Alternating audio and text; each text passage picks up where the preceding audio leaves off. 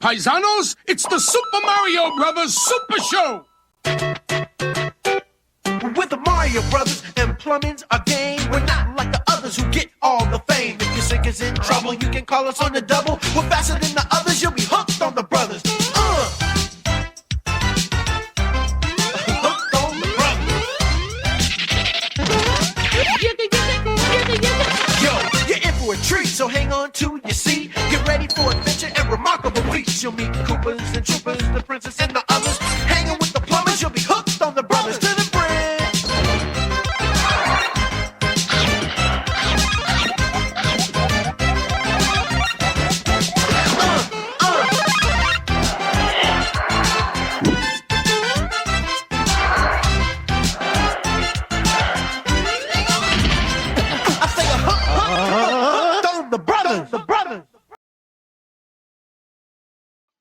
When someone mentions Super Mario Bros., what are the first things that come to your mind?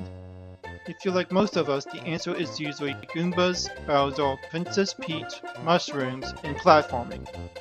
You probably aren't going to say an isometric faux 3D turn-based JRPG, sentient weapons, a racially confused Cloud, and Robot Santa's Evo Trend running a factory.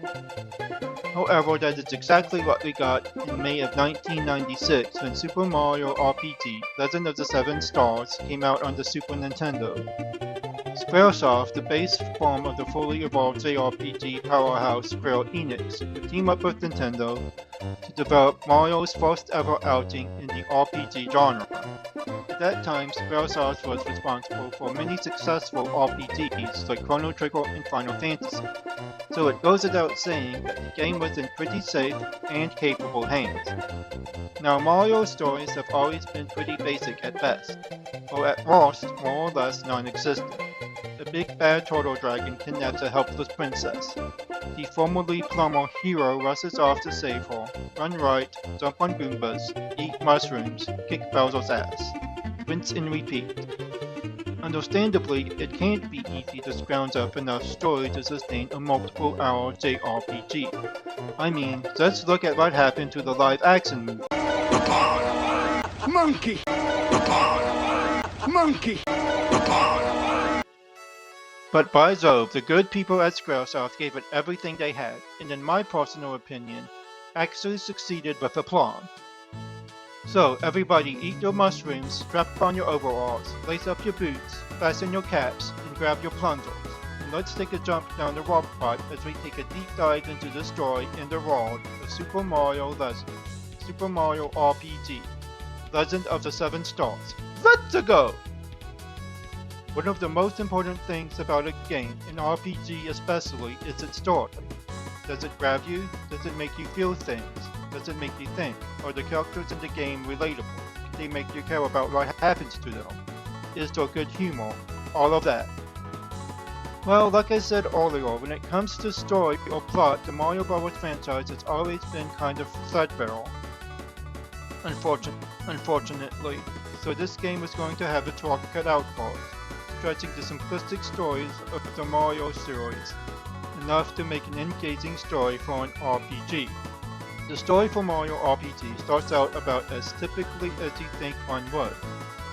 Princess Peach is out sitting on a flowery hill enjoying nature until Bowser decides to punch in the clock and kidnap Peach at exactly 9 AM and start his sift as the series antagonist. It's pretty much your classic Looney Tunes bit with the Mushroom Kingdom at this point. Well, the status quo is God as Bowser once again risks Peach's way to his castle, with Mario hauling his Italian ass in hot pursuit, chasing the turtle dragon in his clown car down to his castle, kicking down the door and making his way through the castle's grounds, plowing through Goombas and Koopa Troopers till he reaches Bowser's throne room, where Peach is hoisted high above the floor tied up over the chandeliers. Mario and Bowser have a little tuffle up under lights until Mario sends Bowser crashing back down to earth and rescues Peach from the evil Koopa King. Peach is paved! Roll the credits! Do the Mario! Swing your arms from side to side. Come on, it's time to go. Do the Mario. Take one step. And then again, let's do the Mario all together now. Wait! The game's not over yet. Just as Mario and Peach are about to celebrate, the entire castle shakes violently as the giant sword falls out of the sky and pierces Bowser's castle, sending Mario, Bowser, and Peach flying off to separate corners of the Mushroom Kingdom. After meeting Toad back at his pad and making his way back to the bridge of Bowser's castle, Mario is confronted by the giant sword, as it begins shaking and destroys the bridge to Bowser's castle. Now it's up to Mario to find Princess Peach and eventually cast out the giant sword and return the Mushroom Kingdom back to how it ought to be. Along the way to find and rescue Peach, Mario makes some new friends to join the party along with some unexpected allies. First up is a little ball of fluff, who thinks he's a tadpole while looking absolutely freaking nothing like a tadpole named Mallow. Mallow is our black mage of the game. He's going to be doing most of the magical or special attacks of anyone in the party, though he can't really do bupkis for physical attacks. Not long after recruiting Mallow, Mario will encounter a Toad Kid's toy who gets possessed by an emissary of Star Road, a place where everybody's wishes comes true. This is Geno, a star spirit who possesses a kid's doll. Geno informs our heroes that Exor, the giant sword that wrecked Bowser's castle and gave the main trio the boot, has pierced Star Road, sending 7 magical star pieces all across Mushroom Kingdom.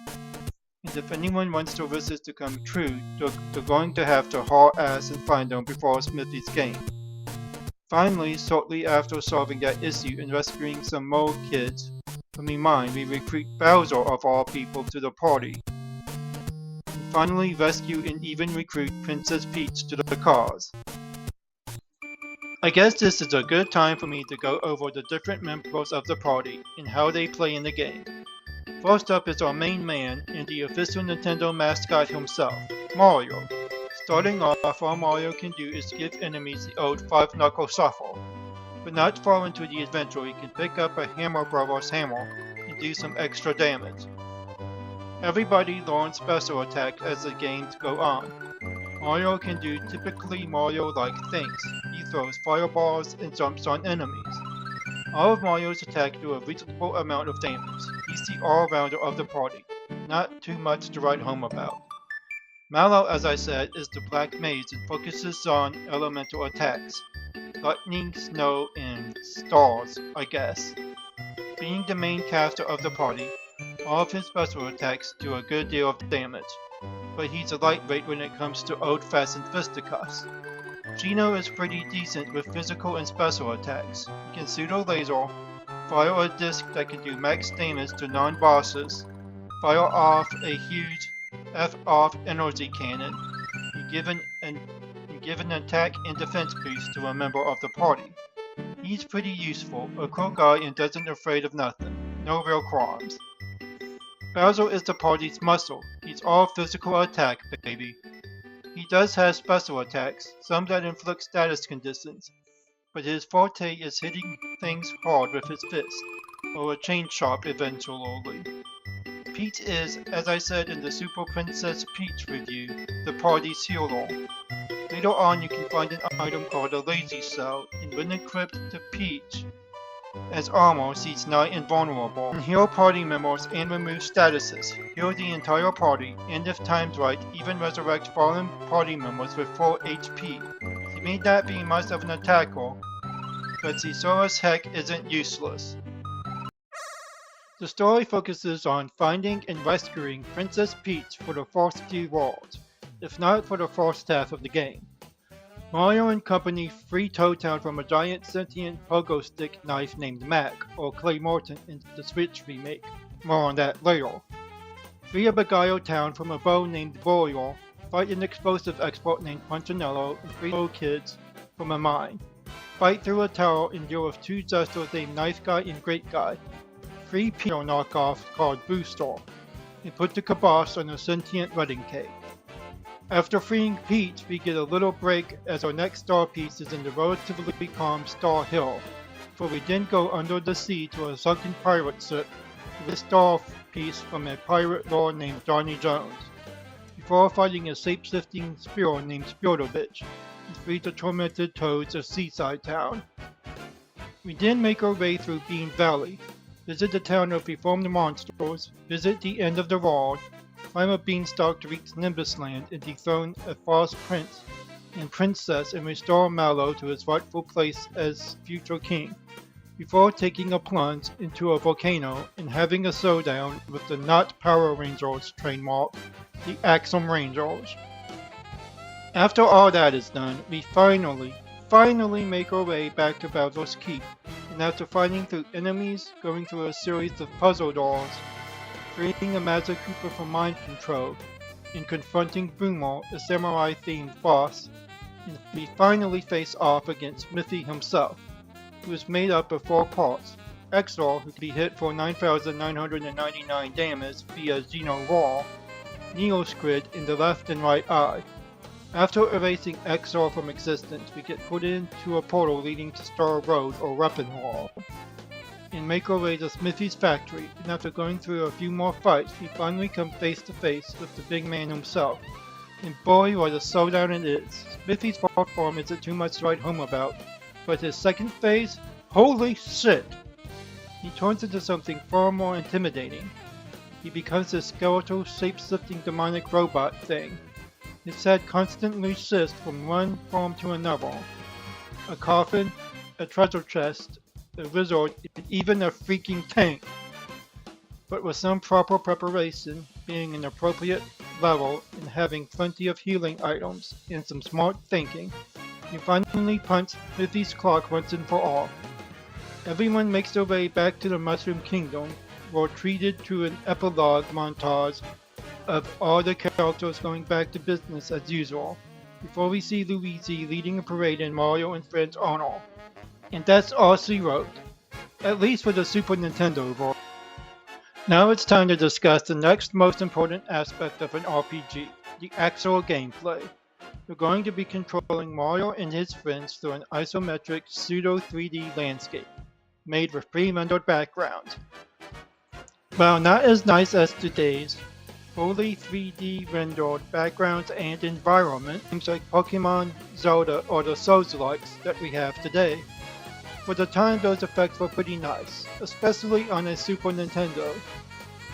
Once you find and recruit the other members of Mario's party, you'll be able to switch out party members on the fly when not in combat by going to Switch in the pause menu. However, Mario is required to be in your party at all times, there's no switching him out. But then again, he is the titular character after all, so it makes sense he's always on the front line. Regardless of who you have in your party at any time, the flower points, or FP for short, is split between all 5 members. This is basically your MP for the game, and it's what fuels your special attacks. Unfortunately, both Mario and Mallow start off pretty unimpressive. Mallow only being able to punch or whack somebody with a hammer, enemies, and Mallow using magic or smacking enemies over the head with a stick like Homie the Clown. At the beginning of the game, it's most likely you're going to have our favorite retired plumber doing most of the physical attacks, and maybe some special attacks, and Mallow doing most of the casting and the healing. There are ways to expedite battles and add some more engagement to encounters. This game is the first of the Mario series to incorporate timed hits, or action commands, as they'll come to be known as in the later games.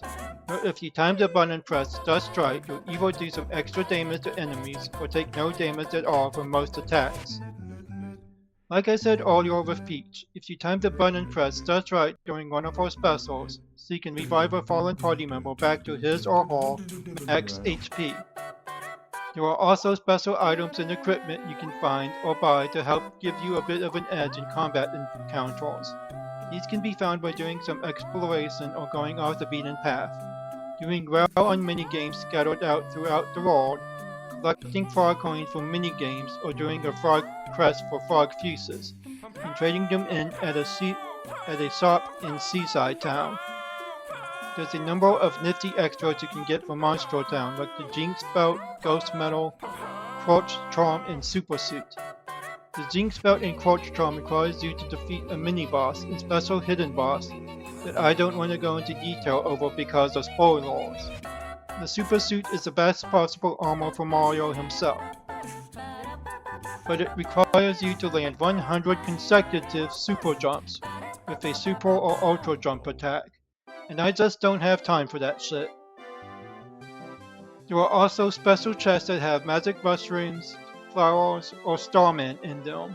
The flowers will slightly increase your MP, the mushrooms fully restore HP and FP, and the starmen make you completely invincible on the overworld field for a few minutes, which lets you just steamroll through enemy encounters. It's possible for you to get maybe an extra level or two for characters pretty easily. Aside from special equipment to make going through the game a little easier, there are also a number of fun little Easter eggs hidden throughout the game. For example, at one point in the game, staying in the inn at Rosetown, you can find Link from The Legend of Zelda sleeping in a bed next to yours. And further on in the story, you can find Samus Aran from Metroid sleeping in a bed in Princess Peach's guest room. Hey! Hey! Wake up! Wake up, god dang it! I need your help fighting Culex! Wake up! Crap. Looks like I'm gonna have to do it the hard way. I almost forgot to talk about the characterization in this game. Mario is, well, Mario. Being the main PC, he's also the silent protagonist this time around. Although he does get some pretty funny moments. Accidentally kissing Bowser in Peach and Boostor's wedding. His pantomiming while discussing current events with people. Little things like that. Mallow goes from a total crybaby to grunt in King in the Rings for his people in Nimbus Land. Peach acts like the princess that she is, but she proves to be resourceful, independent, and reliable, as she sneaks out of the castle to join you after you rescue her from Boostor. Geno is interesting, I guess.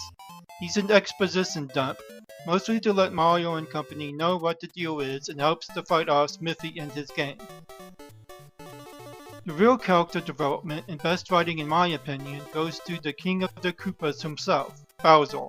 Mario and his friends first went into Bowser at Roseway to Rosetown, after being given the boot from his castle with a small army of minions present, set on trying to take back his castle.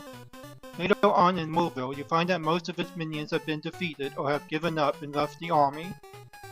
And finally, outside of Boostor's tower, you find Boozer sulking and licking his wounds by Smithy's gang after trying to get his castle back. He laments previously being the main antagonist of the game and how he misses his castle, before composing himself and offering to make Mario and his friends a member of Bowser's minion when he joins your party. Also pretty chill when it comes to his old minions. When you meet a Goomba running a shop in Monstro Town, he is pretty lenient on her and lets her go about her new life. He also encourages a hammer brother named Jagger, who is an apprentice of Jinx, her arts master in Monstro Town. He is training to get stronger before rejoining Bowser's minions, and he decides to let a Mazda Koopa's perceived treason after being brainwashed by Smithy's gang once as well. I really wish you would see more of this side of Bowser in the other games. I'll briefly go over the Switch remake that just came out a couple of years ago real fast. It's pretty much the same game, only with sunnier graphics and some quality of life improvements.